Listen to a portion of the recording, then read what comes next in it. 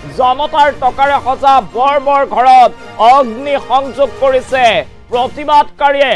নেপালৰ প্ৰতিবাদে ক্ৰমাৎ লৈছে ভয়ংকৰ ৰূপ। ৰাজপথত হাজাৰ নৱ প্ৰজন্মৰ প্ৰতিবাদ। ৰাষ্ট্ৰপতি প্ৰধানমন্ত্ৰীৰ পদত্যাগ কৰি নেপাল পলাবলৈ বাধ্য হৈছে আৰু দুৰ্নীতিগ্ৰস্ত মন্ত্ৰী প্ৰাক্তন মন্ত্ৰীক বিচাৰি প্ৰহাৰ কৰিছে নেপালৰ জনতাই। সেনা বাহিনীৰ নিয়ন্ত্ৰণত সম্পূৰ্ণ নেপাল। এতিয়া নেপালত দেখিবলৈ পোৱা গৈছে ভয়ংকৰ ৰূপ ধাৰণ কৰিছে প্ৰতিবাদে আৰু প্ৰতিবাদকাৰীয়ে এইবাৰ দুৰ্নীতিগ্ৰস্ত নেতা মন্ত্ৰীক বিচাৰি প্ৰহাৰ কৰিছে। অগ্নি সংযোগ কৰা হৈছে কেইবাজনো মন্ত্ৰীৰ বিধায়কৰ বাসগৃহত। এফালৰ পৰা সাধাৰণ জনতাই এইবাৰ প্ৰহাৰ কৰিছে দুৰ্নীতিগ্ৰস্ত মন্ত্ৰী বিধায়কক। প্ৰধানমন্ত্ৰী ৰাষ্ট্ৰপতি সকলোৱে পলাইছে। নেপালত হাহাকাৰ পৰিস্থিতিৰ সৃষ্টি হৈছে। প্ৰথমতে এই আন্দোলন আছিল ছ'চিয়েল মিডিয়া নেপালত বন্ধ কৰি দিয়াৰ পাছতে হাজাৰ লোক ওলাই আহি প্ৰতিবাদ সাব্যস্ত কৰিছিল আৰু ক্ৰমাৎ সেই প্ৰতিবাদে এতিয়া দুৰ্নীতিৰ বিৰুদ্ধে প্ৰতিবাদলৈ ৰূপান্তৰিত হৈছে আৰু তাৰ পাছতে স্বতঃস্ফূৰ্তভাৱে ৰাইজ ওলাই আহি তীব্ৰ প্ৰতিবাদ সাব্যস্ত কৰিছে। প্ৰধানমন্ত্ৰী ৰাষ্ট্ৰপতি কেন্দ্ৰীয় মন্ত্ৰী সকলোৱে পলাবলৈ বাধ্য হৈছে আৰু তাৰ পাছতো কিন্তু সেই প্ৰতিবাদ শান্ত হোৱা নাই। প্ৰতিবাদকাৰীয়ে দুৰ্নীতিগ্ৰস্ত নেতা মন্ত্ৰীৰ ঘৰত প্ৰৱেশ কৰি অগ্নি সংযোগ কৰিছে। দৌৰাই প্ৰহাৰ কৰা হৈছে মন্ত্ৰী বিধায়কক। দুৰ্নীতিগ্ৰস্ত কোনো কাৰণত নেতা মন্ত্ৰীক এতিয়া এৰি নিদিয়া সাধাৰণ জনতাই। নেপালৰ ৰাজপথত দেখিবলৈ পোৱা গৈছে হাজাৰ লোকৰ সমাগম।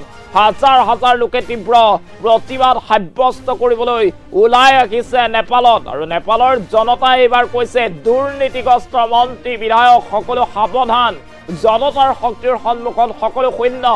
প্ৰথমতে সামাজিক মাধ্যম বন্ধৰ বিৰুদ্ধে আৰম্ভ কৰা যি প্ৰতিবাদ আছিল সেই প্ৰতিবাদে ক্ৰমাৎ ভয়ংকৰ ৰূপ ধাৰণ কৰিছে আৰু তাৰ পাছতেই দেখিবলৈ পোৱা গৈছে নেপালৰ ৰাজপথত হাজাৰ জনতাৰ এনেদৰে তীব্ৰ প্ৰতিবাদ আৰু প্ৰতিবাদকাৰীয়ে অগ্নি সংযোগ কৰাৰ ঘটনা সংঘটিত হৈছে। প্ৰতিবাদকাৰীয়ে অগ্নি সংযোগ কৰিছে কেইবাটাও চৰকাৰী কাৰ্যালয়, ৰাষ্ট্ৰপতি ভৱন। সমান্তৰালভাৱে কিন্তু দুৰ্নীতিগ্ৰস্ত নেতা মন্ত্ৰীৰ ঘৰত প্ৰৱেশ কৰি এতিয়া অগ্নি সংযোগ কৰা হৈছে।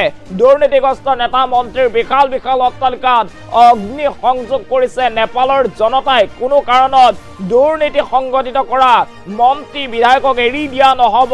এয়া জনতাৰ হুংকাৰ আৰু জনতাই দেখিবলৈ পোৱা গৈছে এনেদৰে তীব্ৰ প্ৰতিবাদ সাব্যস্ত কৰিবলৈ ওলাই আহিছে ৰাজপথলৈ আৰু হাজাৰ কোটি লোকে সাব্যস্ত কৰিছে তীব্ৰ প্ৰতিবাদ। নেপালৰ জনতাৰ ভয়ত এতিয়া পলাইছে মন্ত্ৰী বিধায়ক সকলো আৰু নেপালৰ জনতালৈ সেনাই এতিয়া শান্তি সম্প্ৰীতি ৰক্ষা কৰাৰ বাবে আহ্বান জনাইছে।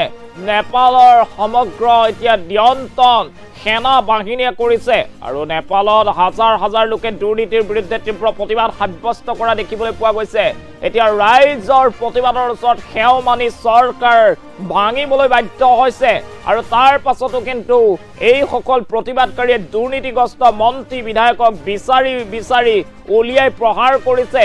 যি দুৰ্নীতিৰ টকাৰে তেওঁলোকে বৰ ঘৰ বনাইছিল সেই ঘৰসমূহতো অগ্নি সংযোগ কৰাৰ ঘটনা সংঘটিত হৈছে।